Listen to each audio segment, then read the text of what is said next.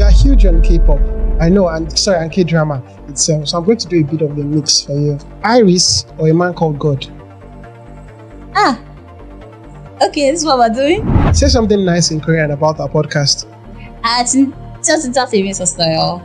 Don't abuse me. No, that's not what I'm saying.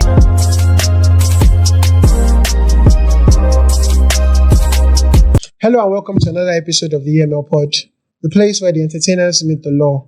I am your host, Vodigan, and I'm also the proprietor of the E.M.L network. Stopping by today for a chat with us is a very unique person. She's a Korean content creator, translator, and lifestyle builder of the Korean culture. I've been a follower and added fan of her for a very long time, and it's exciting to have her in the studio today. We have here Dora. Dora, showing her chim. There you go. I've been looking forward to this because it's very diverse, and I've been a curious fan of the Korean language and how it's learned. Because in my head, I feel like it's very difficult to learn. So when I hear people speaking it, there's so much admiration I have for it. So, how did you start? Where did you stumble on the language? Learning it and picking up words from it. Okay, so first of all, I'd like to say that I don't think it's difficult. It just depends on who wants to learn it. It's kind of like one of the easiest character using languages out there to learn compared to other Asian languages, in my opinion, anyways. So as for how I started, I think that was about close to 12 years now, 11, 12 years, more than 10 years since I started learning Korean. And I started when I was in high school. Started as a simple hobby, and then from there it kind of progressed to I wanted to learn more. I wanted to be I want to be able to use this language later on in life. So it started as an hobby and gradually proceeded to I want to be able to use this. Interesting. So, when you started doing it, your folks and people around you might have just seen it as a fantasy or something you just did to pass off the time. So how did it change from just something that you were doing as a hobby to something that you wanted to be very proficient and fluent at? Okay. So for that one, since I said I started learning when I was in high school, and it started as just a simple hobby. And of course, when I started learning, there were a lot of people that were looking at me like, what is wrong with this one? What is she learning? Because everyone up till now still assumes that Korean is Chinese. But they're different. There's Korean, there's Chinese. They're two different languages. So when I started learning, then people around me, even my family, but I think I wouldn't really add my family to it. I would still explain that later. But mostly my classmates, my friends, they were always like, they just did not understand. What's happening? They did not understand. But if there's one thing about me is once I have interest in something, I just keep going. For as long as I have interest in that thing, it doesn't matter what anyone says. It doesn't matter what... I don't want to know who you are. It's me. I'm the one doing this thing. Until I decide to give up, then I won't. So it just continued like that until I think I got an opportunity to work as a translator for the very first time. That was prior to that, I would like to add that I had started teaching. So I started teaching people that I noticed that, they were showing interest in Korean, wanting to learn Korean and, asking me questions. So I felt like, let me just help these people because I remember how it was for me when I started. So I started teaching freely. I helped people a lot and then it went on like that. So the opportunity came, the actual career opportunity came after my NYSC, after I finished serving. And then a friend of mine that knew I used to speak Korean and write in Korean just asked me I have a Korean company that my company is currently trying to work with. Do you think you can translate? I was like, I actually was not sure. I was very scared and I was like, I've not done this thing before, but if you think it's something that I can do, I would like to try it out, you get. So it was from there that I had the opportunity to actually work. And then I saw it as, okay, so this is not just going to be, I want to learn Korean, I'm interested in it, and they're just going to finish that way. I can actually divert into the career part of it. So that was how it progressed. Then I started taking it more serious, and then I started, let me actually get into this area and hone my skills and all that. So that was how it went. Mm. I think that's interesting, and that is your story is very cliche of people who find their breakthrough because it's not until you get tested at something before you realize how good you are at it. Yeah. You get so, but from the point at which you started, showing interest in it to the point where you got proficient in it, what were the major challenges you faced learning it and adapting to? Okay, I think the first one I'll mention is the fact that, first of all, it's a unique language. It's not a very common language like that, especially when I started learning. At that time, you see more people speaking English, French, German, Spanish. All these languages are kind of like more common and more popular, which made it very hard to get resources in terms of physical resources like textbooks, books to read. Most of the resources that I had to use were online resources, and it made learning difficult because, and at that time as well, I was still a student. I could not, say I want to enroll for a class because there were actually classes that you could enroll for online. Some were free, some were paid for, all those things. The fact that there was really no, and for me, I like when I'm learning something to see what I'm learning. Like I want to be able to write it down and all that. And at that time as well, having access to phones and all under parents' guardians and all that, it wasn't that easy. So one of the challenges I had was it was very hard to come by resources to use to learn. So that was one of the reasons why I think 2 years ago I decided to write a book like for people that want to learn Korean but do not know how or where to get Korean textbooks books to use. So yeah, that was like one of the major challenges. And the second one is the fact that there were not that many people that were learning Korean at that time when I started. So it was hard to actually like practice with people and, just be able to say it out. So it was all just me, myself, and my mirror. So there was no community of people to at that relate time. with at that time. But gradually, as years went by, a lot of people started getting more interested, and then it just started spreading, and we just started creating communities from there. People like, oh, I also want to learn Korean. Oh, I want to do this and that. So that was how it started. But when I started learning, it was very difficult to get in people then. So you're like a groundbreaker and pacesetter in Korean studies in Nigeria. I wouldn't really call myself that because I later found out that there were actually people around the time that I started learning, but it was more like we did not have access to the internet as much as we do now. To connect. Yes, to connect. So they were there, but it was like we didn't know ourselves until much later. Okay. Yeah.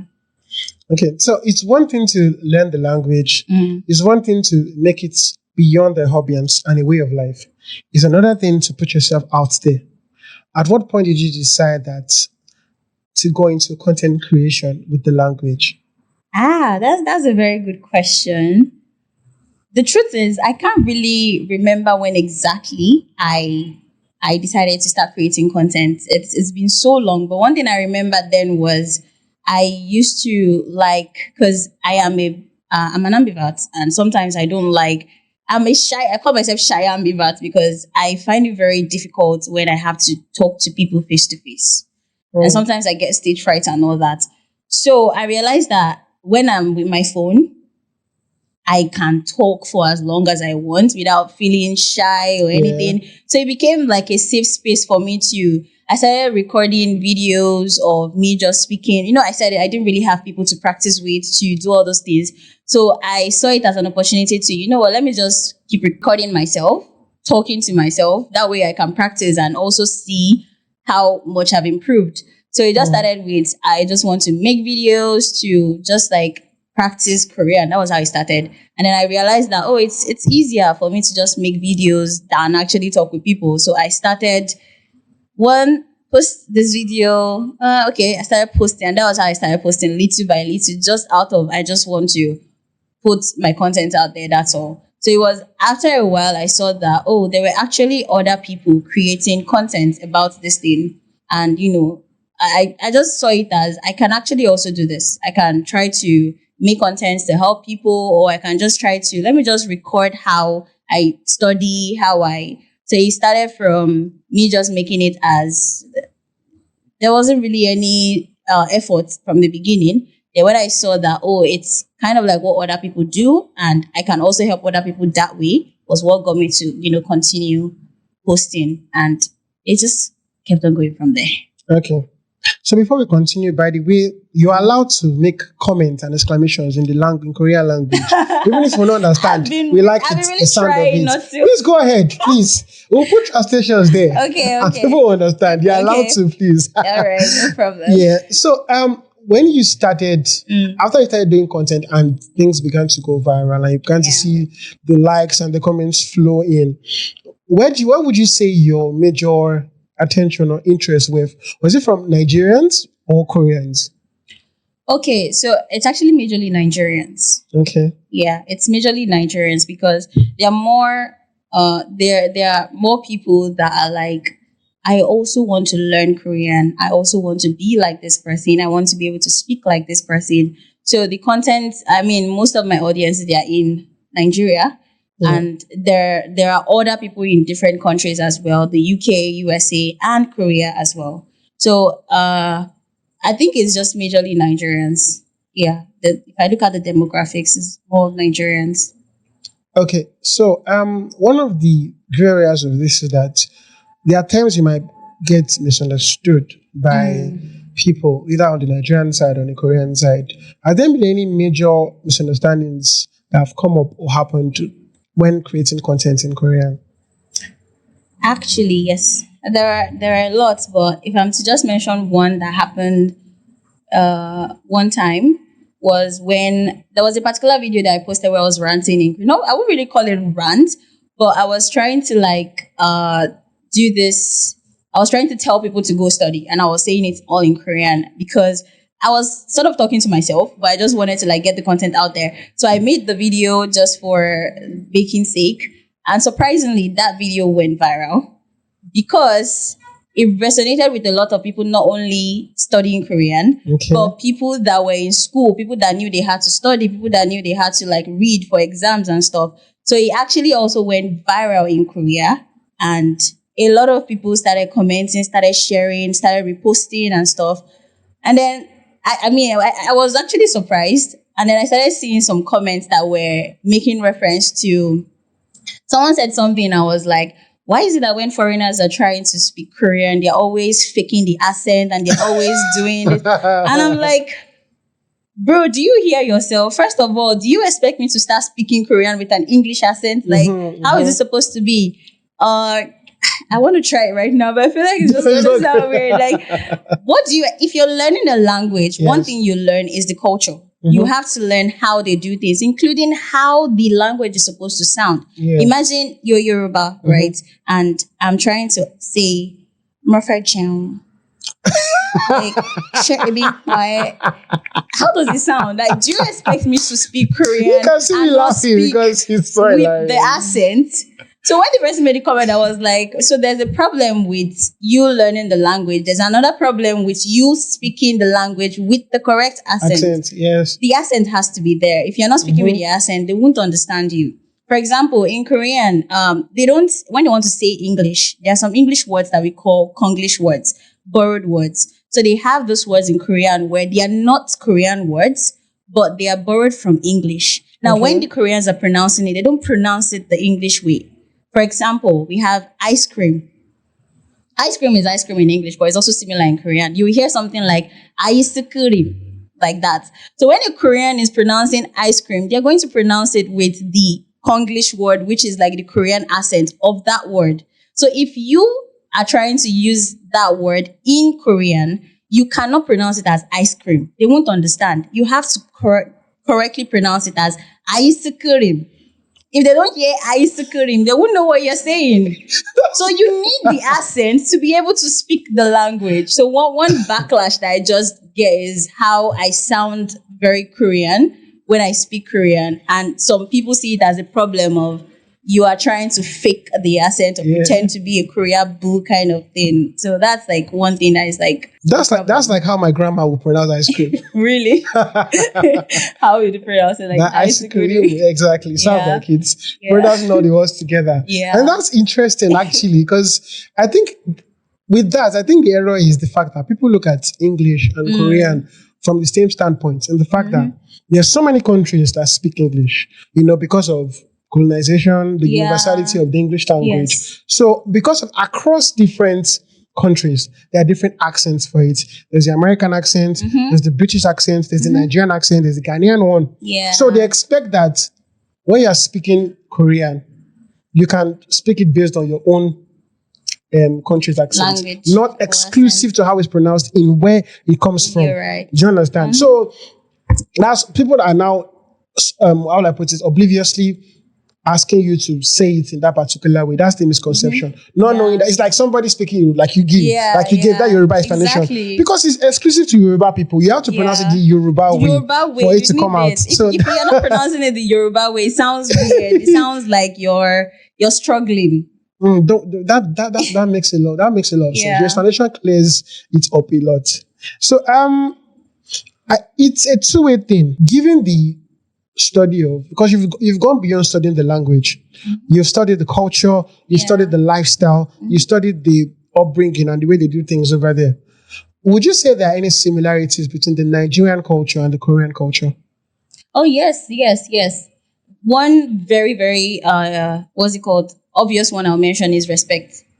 There is this high level. See, Koreans carry respect on their head, like just the same way in Yoruba, we have this respect for our elders, and in Korea it's the same thing. That respect thing is like what they eat. Like, so they have it in their language, they have it in like their workspace, they have it in especially when you're speaking in Korean, there's a way you talk to people that are older than you are. There's a way you talk to people that are your friends. There's a way you talk to people that you're just meeting for the first time.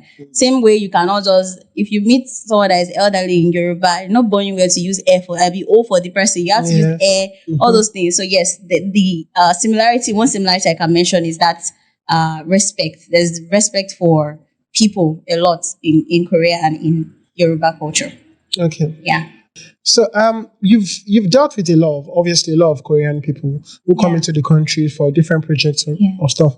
How do you, in a general standpoint, how do you think Koreans perceive the country, Nigerian country, its people, its culture and stuff?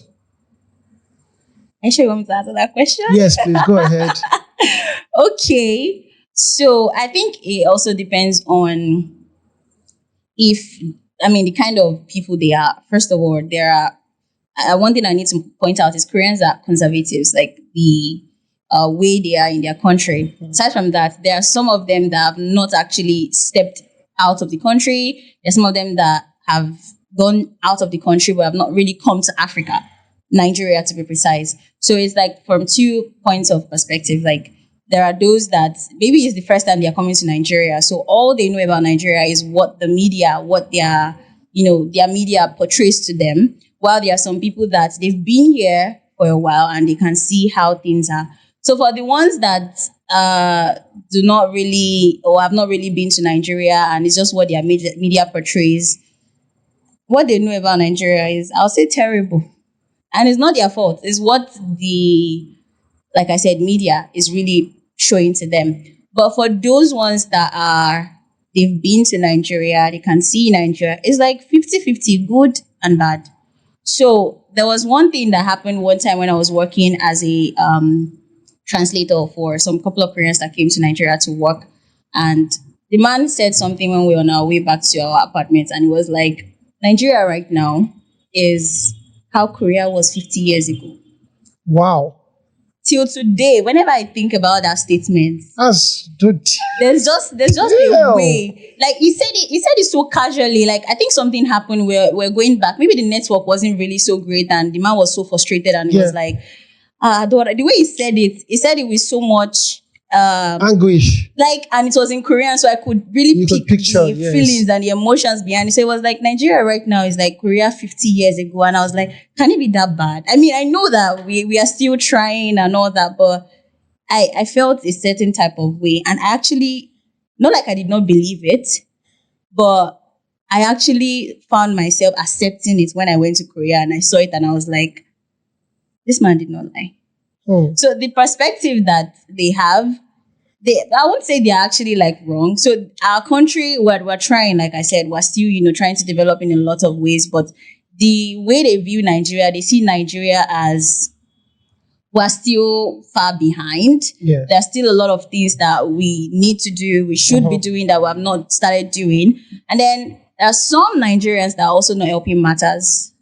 let's talk about when they get to Nigeria, and then just because they are Oyinbo, they are, light-skinned people, extorting them, trying to collect money from them. They now see it as something that is normal.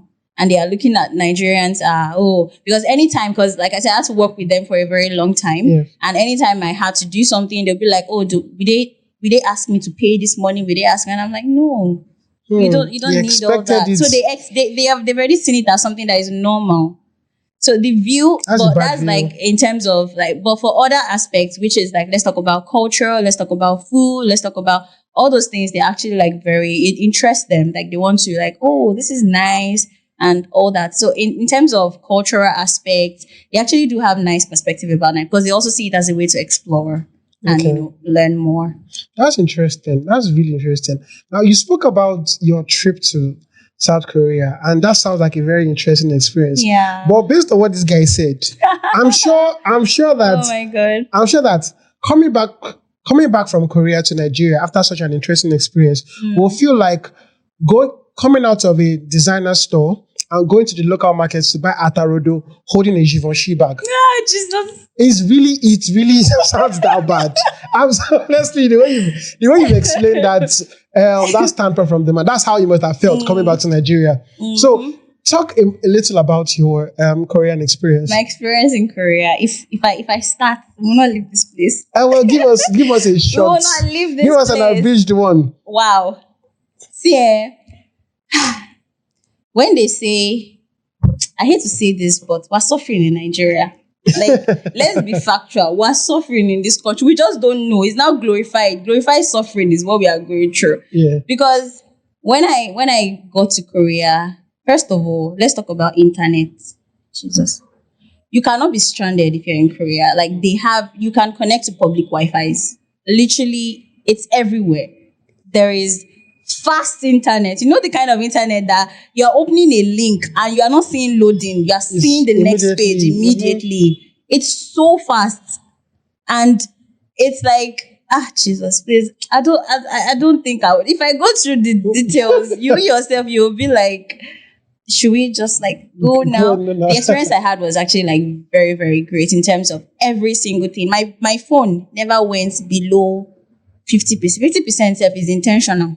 Maybe I just decide there are like places where you can charge. Okay. You can even borrow power banks at like stations to plug your phone and drop it at other stations. Yeah. And then when it comes to like the infrastructure, the building, everything, when it comes to food as well, you know when they say a country has varieties that you can never get stranded of like you know what to eat. Mm-hmm. They have it. They have it. Like it's a lot. I can go on and talk about my experience. It's just a lot. Yeah, because looking at you talking about it like that, it's like you're reminiscing the taste of the food, the speed of the internet, the beauty of the houses and everything. That's the way it sounds that you're talking about it. And I can only imagine, I mean, given the ground level that we are here in our country, arise with compatriots. Nigeria culture, you go be. Hold that thought. So, you've had gigs and stuff you do as an aid and translator, okay, between Korean and Nigerian expatriates or business people. In a lot of them that you've done, which of the ones you've done hold the most tangible experience for you? Like you spent a long time there and there was a lot of things to get from it. Okay, I think that would be when I had to work for some expatriates that came to Nigeria to work on a power plant. I had to work because I think they are the ones that have still stayed the longest, that I've had to work with them the longest. Yeah. The longest I worked with them for was like 2 months, and I had to be on site with them. Mm-hmm. So they came to do some repairs and some works, and they were a lot. That was also the first time I've been working with that many Koreans at once. Like they were almost, if not more than 40. Wow. They were up to 40. Although after some of them finished some work, some of them returned back. So it was like we had to all live together in something that looked like a dorm. We all had our separate rooms, everyone to themselves. But I think that was the first time I've ever worked with Koreans for a very long time, and also like a lot of them at once. So the experience there was actually, it was fun. It was also very, very interesting actually. And one thing that I would say was it taught me a lot as well. First of all, having to work in, I'd like to also say that the fact that I know how to speak in Korean and I work as a translator has made me work in different fields that is not even related to what I studied in school. I worked in the medical field, I worked in the engineering field, I worked in beauty, cosmetics, and all those things.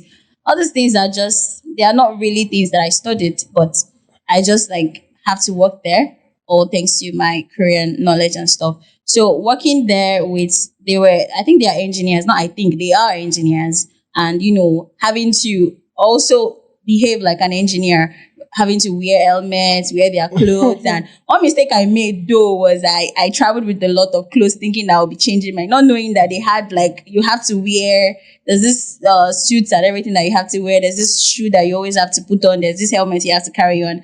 I was like, I could not explore my fashion ish. But either ways, I learned a lot about the engineering space, how, some of this itinerary, some of these machineries work, all those things. It was a lot of on the job learning. So even though I did know a lot of Korean words and stuff, I still had to learn more because there were some terms, there were some terminologies that I had to get familiarized with because it was a different field.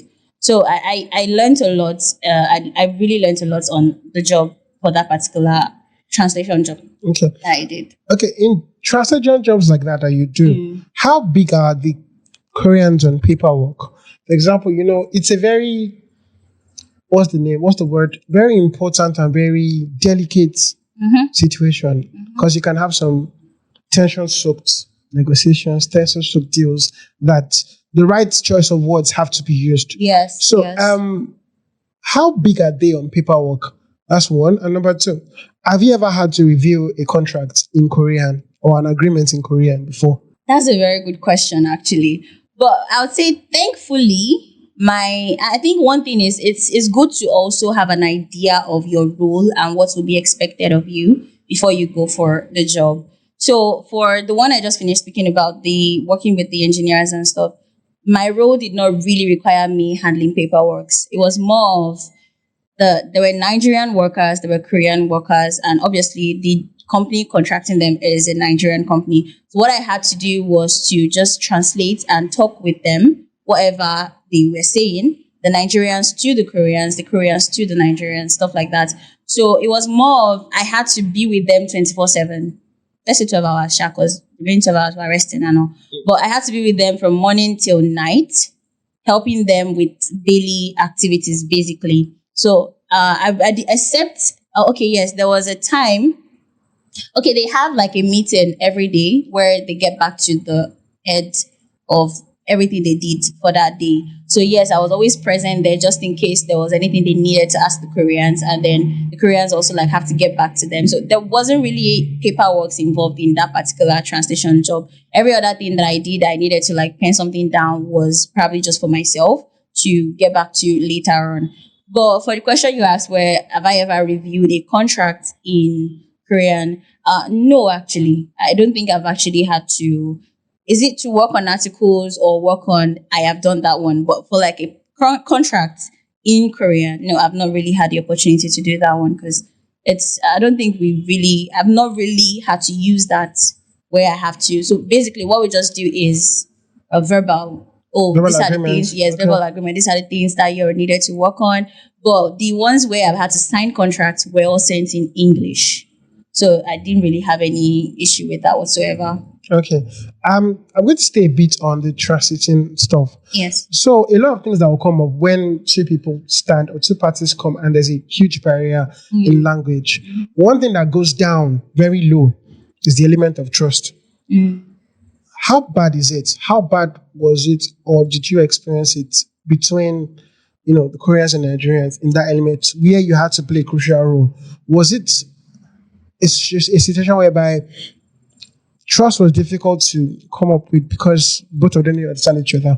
And as you've said, they've perceived Nigerians as people who extort a lot. Some of them have done that. Did it affect how, there was communication of trust, transparency, integrity, and stuff like that? Do you mean like the Nigerian side understanding what the Koreans were saying? No, the other way. the Koreans understanding what the Yes. Nigerians were saying. Yes. Or what they want. And I'm still trying to like really understand the question. Okay. I don't know. So Yeah. when you are doing a business, you're doing business deals and stuff, there's there's always going to be an element of trust. We don't naturally people say I don't trust anybody but myself or something. But there's always an element of coordination, agreement. Do you understand? You keep your word, I keep mine. Oh, How was yeah. it? How was it? How was the level of it, given the language barrier?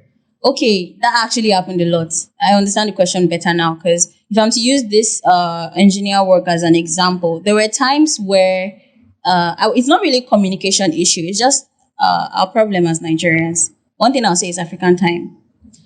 Koreans, on the other hand, this African time thing does not work for them, and they permit me to use the word hate. They hate tardiness. They hate you. That was another thing I had to. I mean, I'm the kind of person that thankfully I like to do things on time, and when I say okay, this is the time that I'm doing this thing, I do it at that time. So I'm also very very time conscious. So it really helped me when I was dealing with them. So now when it comes to Nigerians, there was this problem that they had, which is one is either they don't resume on time. And the Koreans that are doing the job, they also work with Nigerian helpers, like more or less like they also contracted to Nigerian locals. They call them the locals to also assist them on the job. So the company is recruiting the Koreans to work, and the Koreans are also recruiting Nigerians to work with them. So they had difficulties with the Nigerian people because one, they did not usually do things on time. If you ask them, do this, I'll tell them, oh, this guys told you guys, these are the list of things that you need to do, blah, blah, blah. Come next day, it's still there. Okay. So there was that issue of they were not always like, do what you are asked to do. This is what they asked you to do. Then they were always taking excuses every time. There's this thing that the Koreans do. They have a work schedule. Wake up this time. The bus comes this time to pick everyone. Breakfast is this time. The work resumes by this time. There's break. They usually have like 1-2 hours break.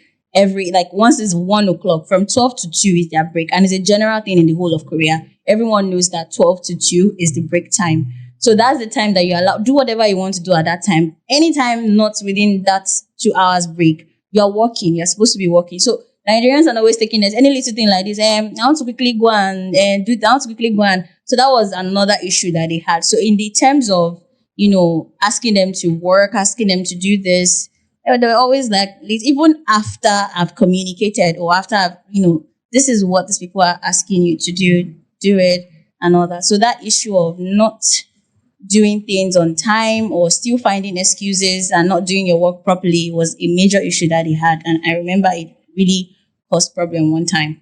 Oh. So basically discipline. Yeah, that's just the word. That's the word.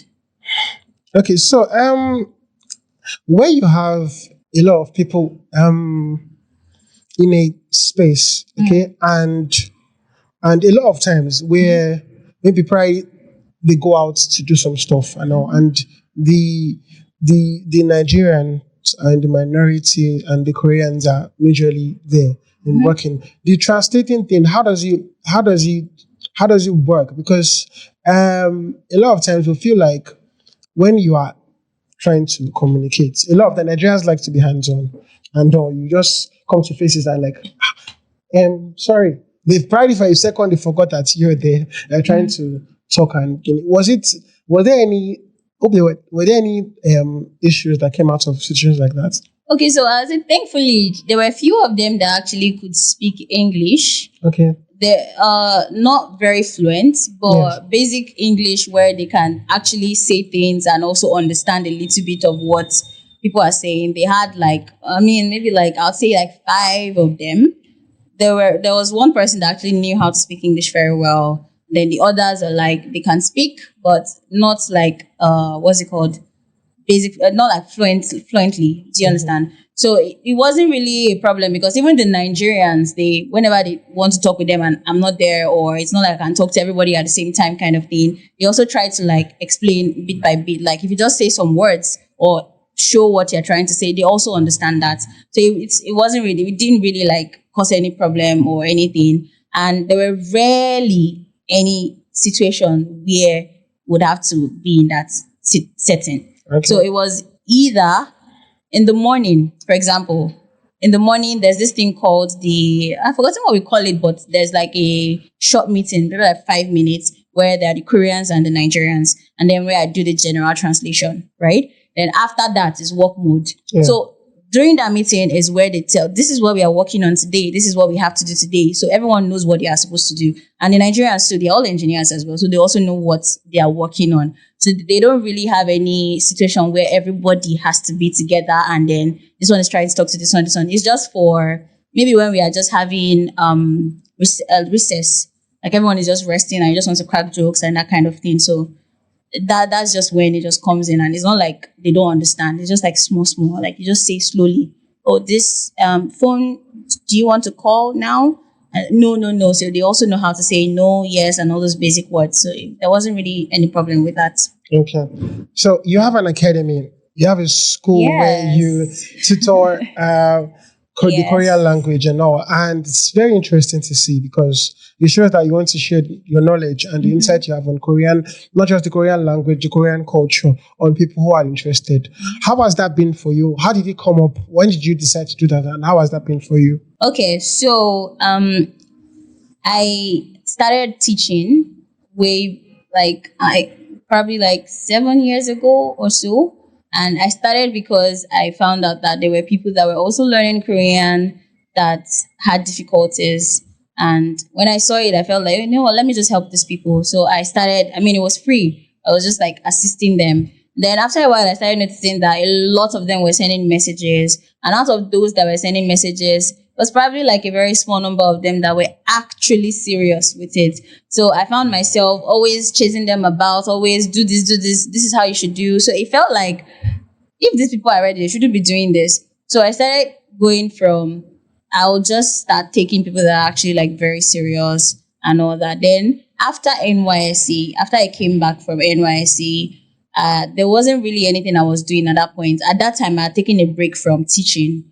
And, life happened. And then I think it was also around that time that COVID happened and stuff.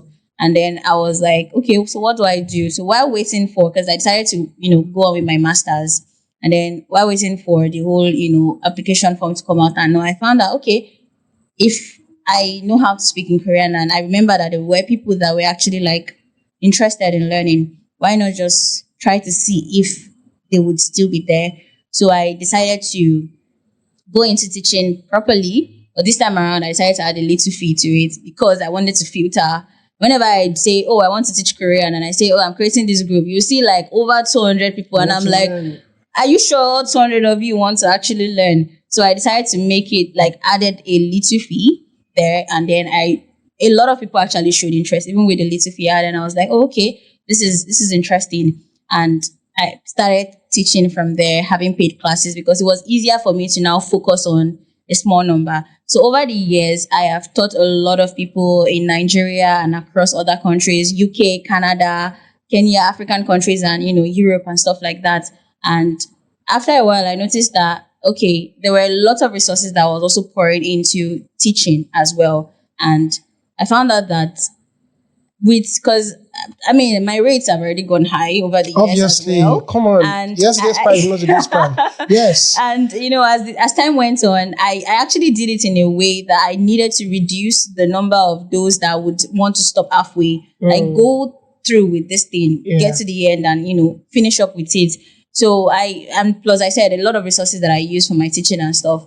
So I decided to start the academy because I found out that there were actually people in Nigeria that would love to learn, but they do not have the resources or they don't have the money to actually like pay when I'm talking about having a private class, because teaching a private class is actually like more intensive. Yeah, and it's also more stressful because the same time you're using to teach one person, you could be using that same time to teach like 10 people, 20 people at once. Yes. Or you're just focusing on that one person and you're taking it at that person's pace. Okay. Do you understand? So the reason why I started the academy was because I felt like, instead of, there are people that would definitely opt for private classes and stuff, but how do I help these other people that actually also want to learn, but, they can't afford to pay something huge or something like, on the high side. So let's just keep it. You are actually interested. You want to learn. You would still pay, but it won't be as much as. And then I also have this dream of actually having like something like an institute where, you can easily learn Korean, because I feel like that's one thing that we don't have in Nigeria compared to other languages. If you look left and right, you find French teaching institutes, you find Chinese, you find, all these popular languages. But for Korean, sadly, we only have one in the whole of Nigeria, and that's not even in Ibadan or Lagos.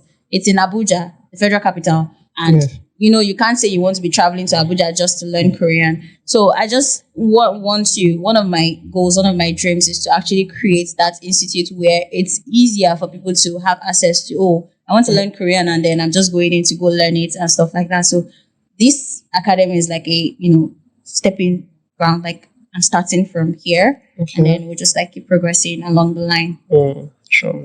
So I go. You did well. You did well. with the growth, the popularity of K-drama and K-pop, Yes. and things that happen in the Korean entertainment, which a lot of Nigerians and Africans are drawn to. What do you see do you see a high rise in the demand of Nigerians in learning the language and understanding the culture? Actually, yes. Because over the years, in fact, the fact that when I look back at like when we started and now, the number has really increased, and it's not going down. It keeps increasing. It keeps increasing. So as long as the interest in the K-drama, interest in K-drama, K-pop, K-beauty, because the one that is even on the high right now is K-beauty, like Korean skincare products and stuff. For as long as the interest is there in those things, the interest in the language would also keep going high as well, because there are people that would also be looking for people that know how to speak to work with them and all that. So it will actually go from just a simple interest in the language to also wanting to dive into the career path of it. So I think it's just as long as it doesn't go down and it keeps going up, the interest in the language will also keep going. Okay. Have you ever contemplated relocating to Korea? Have I what? Have you ever contemplated relocating to Korea? Now that you asked that question, my answer is yes. So there's something I say whenever someone asks me, do you want to live in Lagos? Do you want to live in Abuja? Do you want to live in Paris? Do you want to live? My answer is, I cannot decide whether I want to live somewhere if I've not been there first. I need to go there first, look at the way it is, and then decide if I want to live there or not. One place that I would say I can never live in is Lagos. I cannot live in Lagos. I've worked in Lagos. I've been to Lagos several times, and every single time that I go to Lagos, I keep finding reasons why I cannot live in Lagos. So that's like my motto. Before I decide I want to live somewhere, I need to go there first. After having gone to Korea, I think yes. That's my response. I can confidently say that I would love to relocate there. I can understand the Lagos part, because some of us sadly don't have much of a choice. But if we did, we won't be there. No. I can assure you, we won't be there. And it's hands off. edgy, Lagos is not for me. Yes. So say something nice in Korean about our podcast. Just saving style. Don't abuse me. No, that's not what I'm saying. Is that the N word in Korean? I know culturally they may not have the N word for obvious reasons. But if they did, you'll be allowed to say it now. So don't worry. My producers will hear you. Just whisper it to me. No, wait. Should I give you something interesting? Yes. There is actually a word that is the same pronunciation as the N word. Yeah. In Korean. And it is used often. Wow. It's the same pronunciation. Same meaning too? It's not the same meaning, but it's the same pronunciation. Which is why there are sometimes that they make content out of it. Like, for example, now there was a particular guy with his black friend that, the guy was asking, the African guy was asking, so how do you say this in Korean? And it's like, how do you say, let's say, for example, how do you say coffee in Korean? You say kopi. How do you say bag in Korean? You say kabang. How do you say you in Korean? And the guy was like, and he couldn't pronounce it, because that's going to be, the Korean guy could not pronounce it, because, it's supposed to be offensive to, and then the guy was like trying to hold his neck, that you have to say it, but he couldn't say it because he knows that it's the exact same word. He could have written it down. No, it's just, it's just for content's sake. Yes, like, knowing that it's nigga. Like nigga is you. Like, you in Korean with a particular particle. So you can say niga.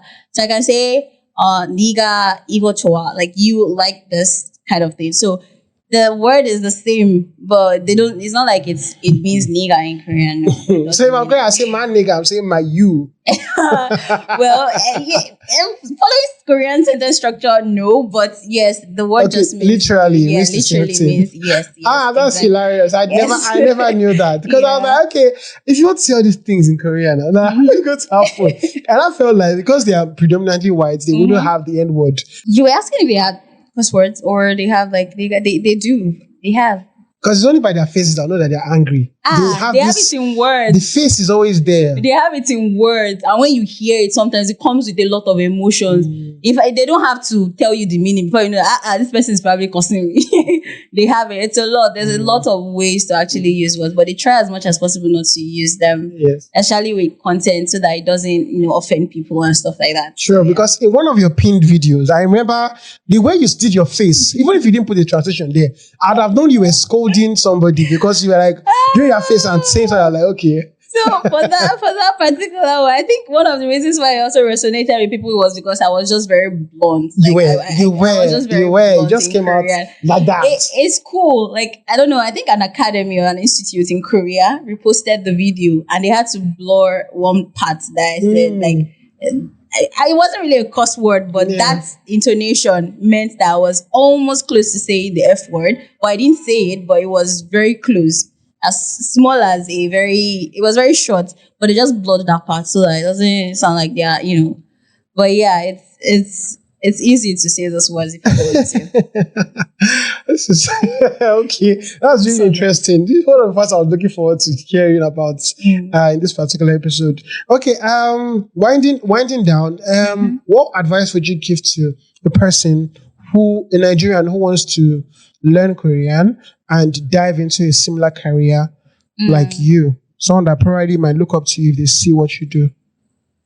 Okay, so I'd actually like to say a lot, but I'll just keep it like very, very simple. The first thing is, if you want to learn Korean, you want to, go into, oh yes, I really want to learn this language. I think what you need to assess, first of all, is why. Why do you want to learn? It's very, very important because just like every other thing that you decide to do, there will come times where you would get tired. There will come times where there's no motivation.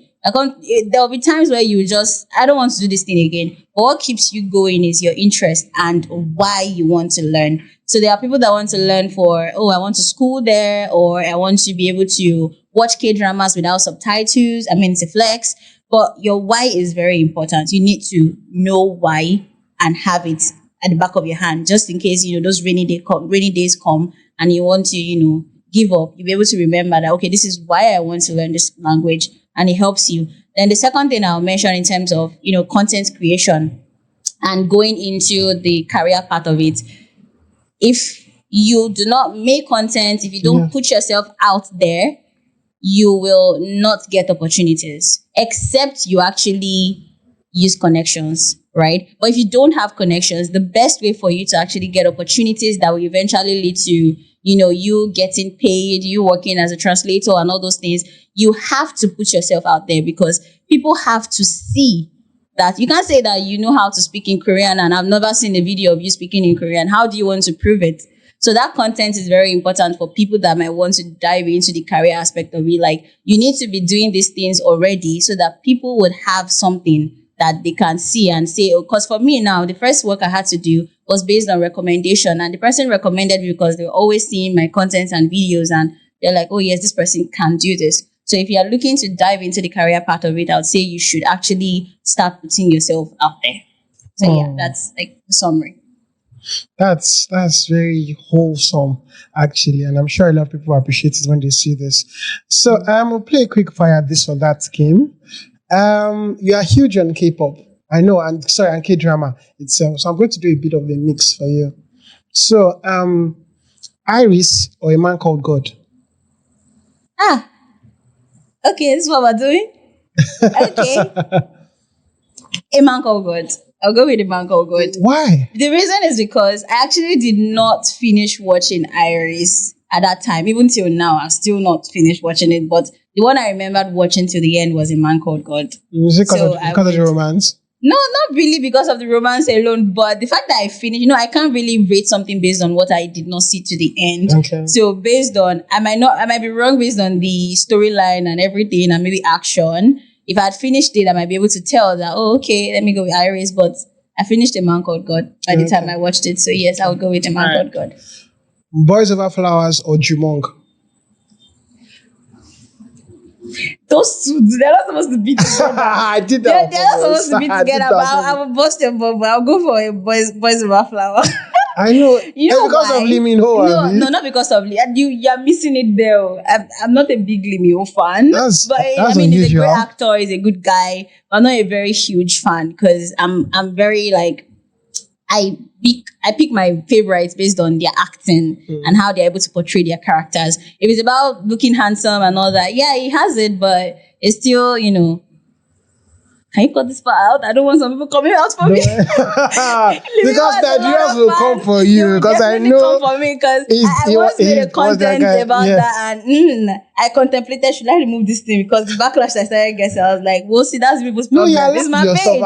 And it's years ago. I think they have new faves now. Yeah, they actually do. But there's still a lot of people that are like very, very big. I mean, the guy is great. He's a very good actor. He's good and all that. He has that, But for me, the reason I'm going for Boys Over Flowers was because by the time it was the drama that actually got me to start learning Korean because I could relate so much with the lives of the students there. At that time, before I got enrolled into another school, I was facing a similar issue that the main character there was facing. So it felt like relatable. I was like, okay, so these things happen.